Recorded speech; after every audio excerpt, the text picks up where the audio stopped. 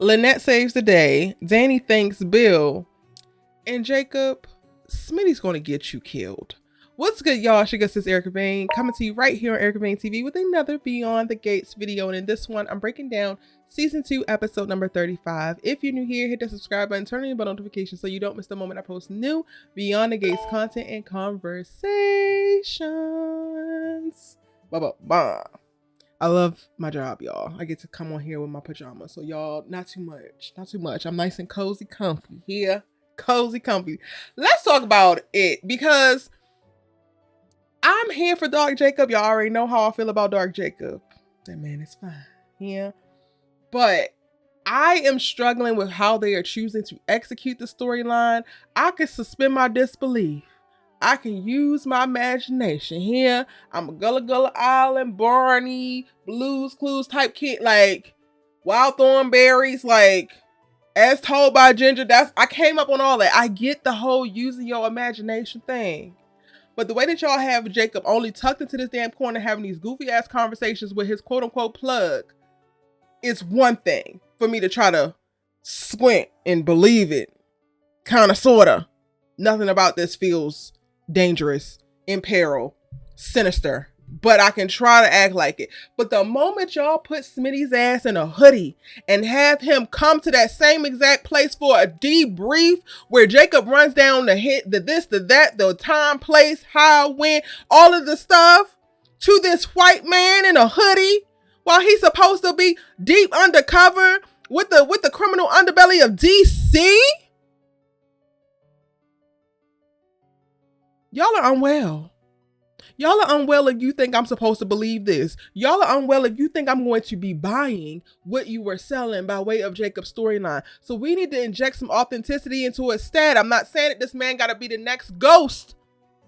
But at some point, I'm going to need to be BTG writers to be for real as it pertains to Jacob and this deep undercover storyline. I get that Smitty is a investigative reporter and that requires him to do certain things, but they are trying to pair Jacob and Smitty too close together. That is invalidating the story that they're telling with Jacob, because none of this is real. This will get him killed. This will get the both of them killed. This is the exact place, the only place that we actually get to see Jacob meet with Red. I keep calling, that's not his name, that's his All the Queen's Men name. I don't know what his name is on the show, y'all, because when I see him I see Red. If you know, you know. He's going to come to that place to get the breakdown, and then he pulls out a phone to start taking notes. But you don't want Naomi to come see you. But you can't stay at the house. But Smitty can know where you do your meetups, potential drops with the actual criminals that your ass is trying to put away. Make it make sense. It don't. We can't. Actually, we can't. We ain't going to be able to do it. I'm sorry, y'all. That enraged me from this episode, and I had to go ahead and get that off. Also, during this exchange of information, after Jacob lays down everything that's going on for Smitty, because Smitty is his boss, because Smitty is a part of the damn criminal, a part of the police force, not. He also lets him know that Anita is going public with her cancer diagnosis, and we have a moment where Jacob's like, oh, I wish I could be there for Naomi, but he has been estranged from Naomi for a couple days now. She, at the top of the episode, we get to see her longingly look at this burner phone that he didn't gave because they haven't had any communications. And after he finds out about that, he sends her an I miss you text, which gives her a little bit of hope, but it still also has her on the edge of her seat. I don't really know what's going on with in Naomi's head right now. I'm not mad at the storytelling that they're doing with them in reference to this, which is in a very interesting purgatory when it comes to her. What else happened in this episode? Child, Anita does wind up going public, and she sits with Gail King to actually have this conversation. And I thought that this was so beautifully done. This is how you utilize multiple assets on a damn network. So Gail, is a part of the morning show, I believe. And then she also has her own special features with CBS. And she has been a long time employee of CBS, a personality on CBS. So I love that they have her going to another show on this particular network where CBS is where Beyond the Gates is actually housed, and having this conversation with this very real cultural figure, this Black woman journalist, to have this intimate conversation around mammograms, preventative measures when it comes to cancer prevention, getting tested, the importance of doing so. The whole entire narrative was wonderful. The PSA that they had at the end was wonderful. I'm like, yo, this is how you do it. And y'all can correct me if I'm wrong or just add additional context or additional thoughts if you would like in the comment section. But I think that Beyond the Gates is doing a very great job when it comes to storytelling, specifically when it comes to soap storytelling. Now, I have not watched a ton of soaps over the years. Again, my last run-ins with soaps was back in my teenage years when I used to watch a little bit of God and Light. I used to be hooked on Miss Reeve over on God and Light, right? But for me, I feel like what they're doing in reference to the storytelling specifically and how dropped in they are to specific themes and specific touch points that deeply affect Black women, no other soap is doing it. And the way that they did this, I feel, was in a way that was so informative, still entertaining. It wasn't super preachy at all. And I personally think that that's very, very masterful. I think like how they have decided to weave together these stories of these particular Black people's experiences and their lives at this particular place and time has been great. Like they definitely struggled to find their footing. But when I look back even on season 1, up until, you know, episode 100, because I remember very vividly wanting to quit the show around episode 100 because I felt like they didn't find no balance. I felt like there was too much time, space, and energy given to some of the white characters within this Black world. And those are still very real critiques that I have at that particular time. Now looking after having them go through all of the 200 episodes of season 1 and really establish the story they're trying to tell, I think that they are clicking on all cylinders in season 2. And I really, really enjoy it. And I'm also saying this to say is I still get comments of like, I'm not watching this anymore and I'm not doing this and I'm not doing that. And that's perfectly fine. You don't actually have to watch. I am actually still enjoying it. I've gotten critiques of like, oh, how much are they paying you to talk about it? Like, CBS don't know me, aside from them sending me my little emails that they send out to all of the press that's registered with them, giving us the synopsis from week to week, and that's how I do my next week on videos. But other than that, I am not sponsored by them. I am giving y'all my honest thoughts. When it comes to this show, I'm at a place now where you can say that you're not watching it, but then also, cool, don't watch it. But please do not come on every one of my videos and tell everybody how you're not watching the show and how this is this and this is that. Yes, we can have critiques. I have very valid critiques. I just brought up the point of the lack of authenticity when it comes to Jacob's storytelling or the storyline when it comes to Jacob. Those are very specific things that we can actually have a conversation about.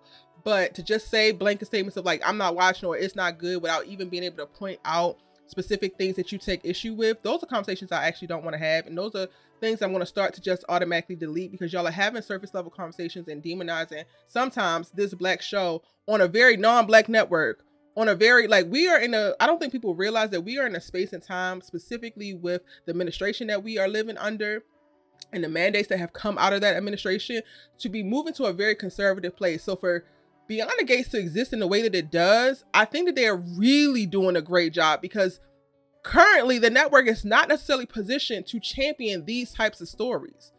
There's so much being pushed in media of like white is right and focus on white lives and no DEI and no this and no that. So like to get what we are getting, yes, there's always room for critique, but I still think that they are doing a phenomenal job and they're doing better than most who are given additional resources and may already even have internal support. Because I don't necessarily know if I believe that they have the support that they should have behind the scenes, but that's neither here nor there. Anyway, I just want to take a moment to say that because I really do, from episode to episode, as we continue to progress, I am loving the show even more, and I can identify like there are certain things that I understand the weight and how hard it would have been to bring, or how hard it could be to bring certain things to screen, and the fact that they are able to do it and they're able to do it well and it looks great and it resonates and it's written really well. I'm going to go ahead and give them their damn 10s when it comes to that. And if something changed, of course I'm gonna let you know, but just keep that in mind. And then again, if you watch my videos and you actually hate the show and you've already told me before, do not tell me again. Do not tell me again. All right, back to what we were talking about. Anita, before she leaves, she gets all of the family together to let them know that she is going to go public, and then she asks them to stay at the manor and to watch together. So it's also really cool to see the family come together in this way, and them to be able to like band together and support her even virtually as she flies to New York to go give this interview. And she wants them to, she makes a point of telling them, I want you to actually listen to what I say during the interview, where she affirms that her family is going to be the reason why she actually makes it through this, comes out on the other side, and they have been the grounding force for her as she continues this fight, which I feel like is just so accurate. And it gave a subtle nod to me of the power of family, the power of togetherness, the power of love in this way. And I love this for them, even though they have their little issues here and there, and they disagree about this and they disagree about that. The Dupree family is a very strong family unit. They might not be as powerful as they present, because I still want Leslie to get her lumps. Where's her lashings at? But they are a very powerful family, and I felt like this episode did a really great job of like reminding us of that. And this is also preempted by earlier in the episode, the very beginning. Samantha is a little bit disheveled. She comes in and she's like running behind with an assignment. She's overwhelmed. And then there's conversation around pulling her out of activities to what she doesn't want to do. And she's claiming that she's so distracted, even though she has all these things on her plate. She's trying to keep all these balls in the air. The number one thing that's distracting her is what's going on with her great grand. And by the end of the episode, they make a point of like Martin calls her professor, and not professor, her teacher, and gets an extension for this assignment that she is running behind with, to give her a little bit more breathing room. And they agree to not pull her out of any of the activities that she's doing, because she doesn't want to stop doing those things. She's just trying to figure out what the balance is. And I think that this is also, again, another way to solidify how strong they are as a family unit and coming together to figure it out, because it's Martin and Nicole, I think, that come to that particular understanding and agreement and creates the solution for the problem that they identified at the top of the episode. I appreciated this additional storytelling on Samantha's part, because if y'all remember my last breakdown, I was talking about like, Samantha, where does your confidence go when it comes to like standing up to Anastasia and her goofy ass granddaughter, because you have confidence everywhere else. So this gave another piece of context to like how she doesn't have confidence and how she's struggling, because the Samantha that we were presented with very early on was just so headstrong, was very outgoing, very confident. She said what she said when it came to June. She, wasn't playing around with her damn dads. When she wants something, she gets it. And there was a moment in this episode where I was just like, okay, at what point are y'all going to make the decision for her? Because it's a lot of Samantha saying what she wants to do and y'all just kind of going along with it, but who's the parent here? But then by the end of the episode, I'm perfectly fine with the solution that they came up with. But again, I appreciate this particular part of it, because it gives us a little bit more of a well-rounded scope of Samantha. And now it's like easier for me to take that she is not this like immediately confident super powerhouse, but she's still building up her confidence and her self-esteem and her abilities in certain areas of her life versus what it appeared to be when we first meet her in the series.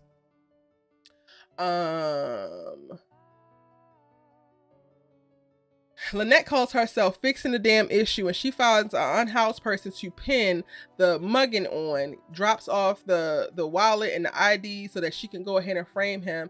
Haley goes down there to actually confirm that it's him and pick him out of a daggone lineup. And child, okay, Joey, you might actually be shifted into a character that I like, because when Bill calls him to tell him that he don't have to worry about it anymore, they found the actual person, and he's curious, he makes a call to Malone to like look into this because he don't actually believe what's actually going on. I absolutely love this. It's gonna be Joey the reason why this isn't put to bed immediately. It's gonna be Joey and June, and I love that. This is random. I don't even remember them cultivating this relationship. We've only seen Joey at Orphe Jeans a handful of times, but apparently June loves her a little bit of Joey, right? And they have a great like customer server rapport. And June doubled down and like, this person, Sledgehammer, he couldn't possibly, he wouldn't do anything to anybody. He wouldn't harm a fly. So like, he's gonna have that reverberating in his head. He already doesn't believe it. And now he's like going to get Malone on it. Malone is probably going to uncover certain things, and too many things are going to line up. And then we also get in this episode Joey walking in on Randy having a conversation with Lynette. So if Lynette is identified as the caller, Joey is going to be able to put two and two together of like, this is actually a shame. This is not what actually happens. And I'm now leaning in. Now I give a damn about what Joey got going on. All you gotta do is stop having Joey bump. I mean, they can still bump uglies, but I don't want to see it. I am so tired of seeing Vanessa and Joey kissing one another. We get it. Y'all hunch all the time and y'all and fly. Great. But Joey decided to figure out what the hell Mrs. Hamilton got going on. What lies is Randy actually doing, and figuring out all of the chess pieces on the board. I am totally here for that. I am locked in for that, actually. So here for it. And Bill is like perfectly fine with like, okay, great, they put somebody away, so I'm gonna go ahead and let it go like the dummy he is. Baby, when Bill finds out everything, that man might actually have another stroke. Anywho, let's talk about Bill, because Chelsea put two and two together, and she comes and she is so thankful to Bill for him creating this opportunity for Madison to still be able to do the fellowship, but then also to be able to stay here in DC. And he doesn't even want to take credit for it. Bill, not you trying to change. Not you trying to change. And for all the people who are just like, you don't like Ted, but you like Bill. Ted would never. Ted immediately, the moment that he tried to handle the whole Leslie thing, the moment he did that, he ran his ass over to the man and like, okay, I checked Leslie. Now, can y'all welcome me back into the family? Ted with no humility if it slapped his ass in the face. The way that Bill is navigating, I also believe that he's playing chess and not checkers, because I believe low-key he thinks he's going to get Dani back, and he's going to try to become the man that Dani wanted him to be and thought that he was without her, only to show her that. We get a call at the end of the episode. Dani is calling to thank Bill for doing what he did for Madison and Chelsea. And then also like, well, damn, I wish I would have thought about it as well. So they have this little moment as friends. And I'm like, I see what you're doing there, Bill. I see what you're doing there. You're not slick, but this is making for really great TV. And like, I'm here for the back and forth of it all, I guess. But Dani still don't fall for it. Don't fall for it at all. I like Bill in this episode, aside from him being dumb about Haley. And Haley, you going to go meet with Randy was stupid. I need some things to start being found out. I get that they're not going to blow up the whole, Haley is only here with Bill for his money thing, because that is her storyline. That's going to progress throughout the rest of season 2. I get it. But I need certain things, certain little pieces that don't line up to start to be found out, because at this point, I'm so tired of the cyclical nature of her doing things that should get her caught, and it's not getting her caught. I think that's pretty much everything that went down in the episode. Naomi is approaching Dani while she's on the phone with Bill at the end of the episode, but it cuts before they can actually have a conversation. I can't really read on if Naomi's concerned about this or if it's fine. I kind of felt like she was about to try to talk to her mom about her BRCA gene diagnosis, but then she also hears Dani confiding in Bill about like how she feels and how she wasn't thinking about the present. She was more focused on the future. And I think that kind of like stops her. But we're just going to have to see with the next episode. Those are my thoughts. Let me know yours in the comment section down below. Thank you so much for watching. It's your good sis, you love Talk TV with, and I'll see you in the next one.